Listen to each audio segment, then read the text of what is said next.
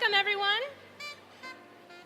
On behalf of the board and staff at the YWCA Clark County, thank you for participating in our 16th annual benefit luncheon, Hope and Possibility.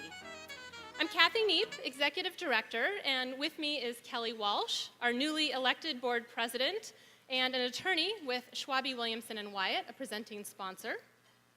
As many of you know, the YWCA is dedicated to eliminating racism, empowering women, and promoting peace, justice, freedom, and dignity for all. And we strive to achieve our mission through 7 programs serving over 11,000 people annually, victims of domestic violence, sexual assault, child abuse, homelessness, and discrimination. In addition to serving victim survivors of abuse and oppression, we also provide opportunities and encouragement for people to take action against oppression. We offer educational workshops and create events to honor people who are serving as leaders to make sure that our community is safe, welcoming, and inclusive of all people. In fact, we're currently accepting nominations for 2 awards, our Val Joshua Racial Justice Award and our YWCA Youth Social Justice Award. These awards exemplify our mission and will be given out at our Social Change Program event on November 2nd in the evening. Hope you can join us. You'll find more information in your programs, out in our lobby, as well as on our website. And speaking of our Val Joshua Award, I'd like to take this opportunity to recognize Val Joshua, who's with us today. She is one of the most committed and intrepid volunteers that we have in our organization. For over 36 years, she has volunteered with the Worth program since its inception, helping women in the Clark County Jail. In addition to that, she currently serves on our board of directors, is a past YWCA board president, a past NAACP board president, and a Women of Achievement honoree, to name but a few of her accomplishments. She has been an inspiration to me personally, and I know that she's inspired many people in our community to stand up for what's right and to play an active role in making our community a better place. Val, will you please stand so that we can thank you?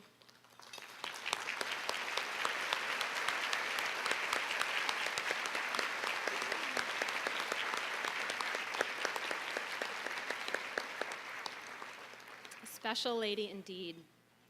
And speaking of valiant volunteers, I'd also like to take this opportunity to thank the more than 550 people who volunteered with our organization last year. We simply could not serve as many people as we do, nor provide the quality of services that we do without our devoted volunteers. They are among our organization's greatest assets, and with their help, we're changing more lives, we're saving more lives. With us today, we have a group of volunteers from our sexual assault program, and they are shining examples of how one person can make all the difference in the life of another. So please join me in thanking our sexual assault and all of our YWCA volunteers.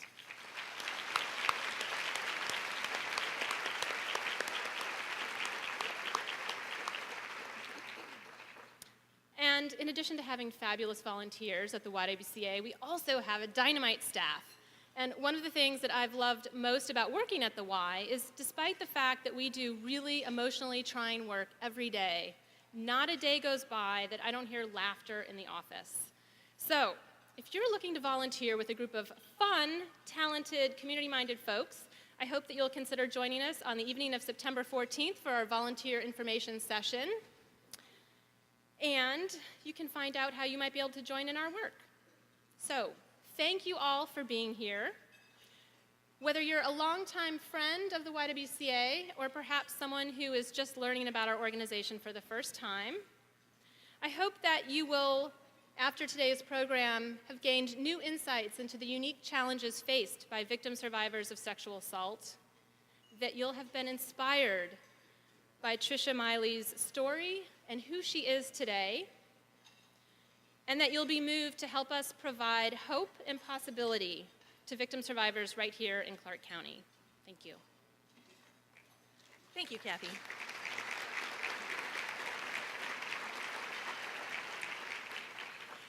Indeed, one of our mission-critical programs at the YWCA is the Sexual Assault Program.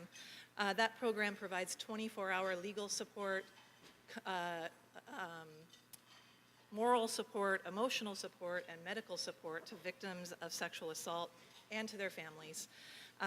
You're going to learn more about that program later on today, and you're also going to learn about how each of us in this room can help to make that program thrive along with all the programs at the YWCA.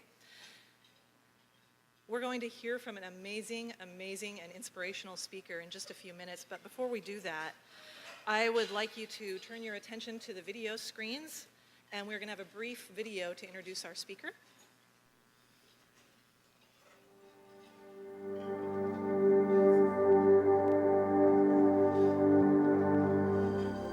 Her story is not of an attack, but rather one of healing, courage. My story isn't about anger or fear or hatred or being a victim. Recovery. My recovery was a gift that I wanted to share. And it's been a gift to my mind, my body, and my spirit.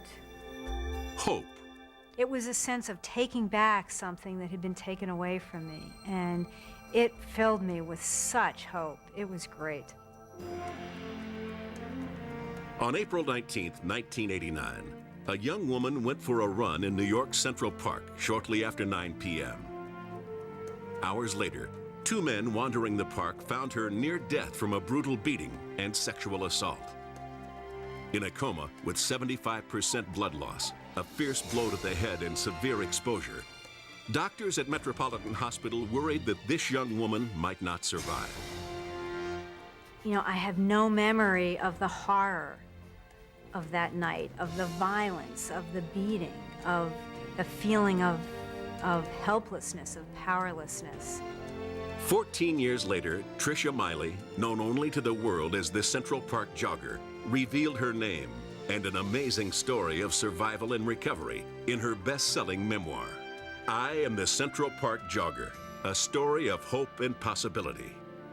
Trisha Meili, I Am the Central Park Jogger.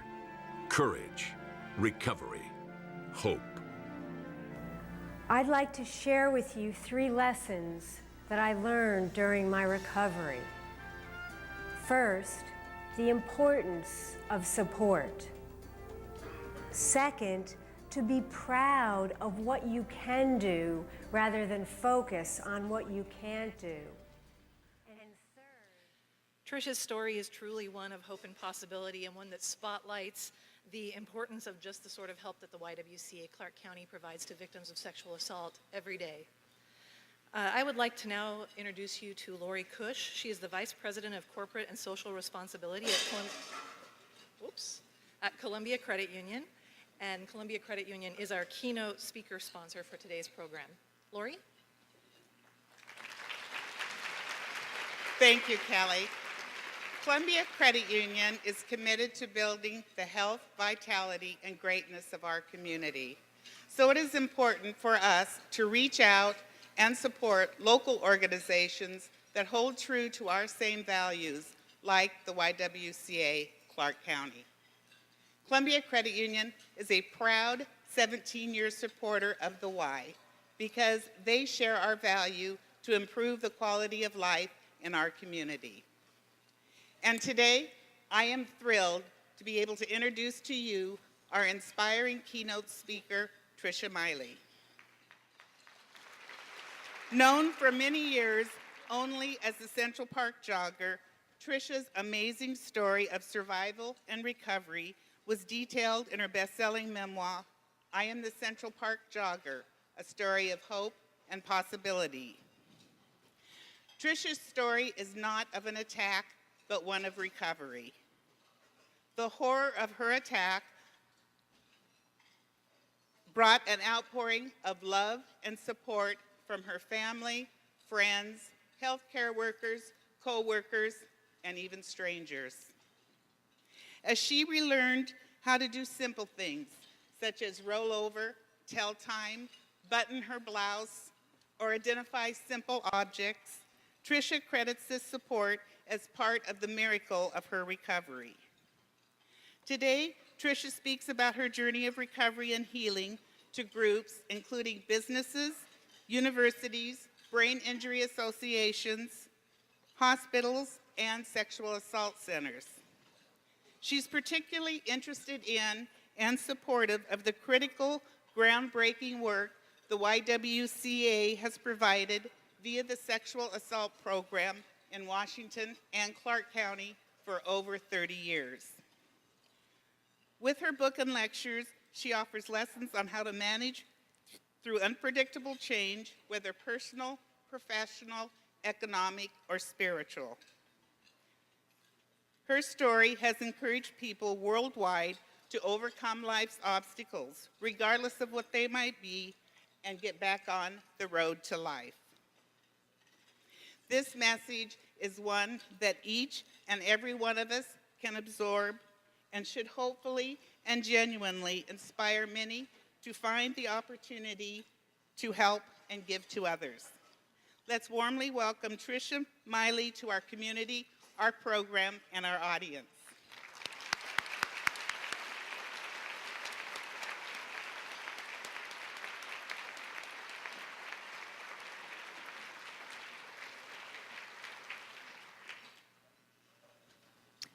Well, thank you very much, Lori, and thank you all for that warm welcome.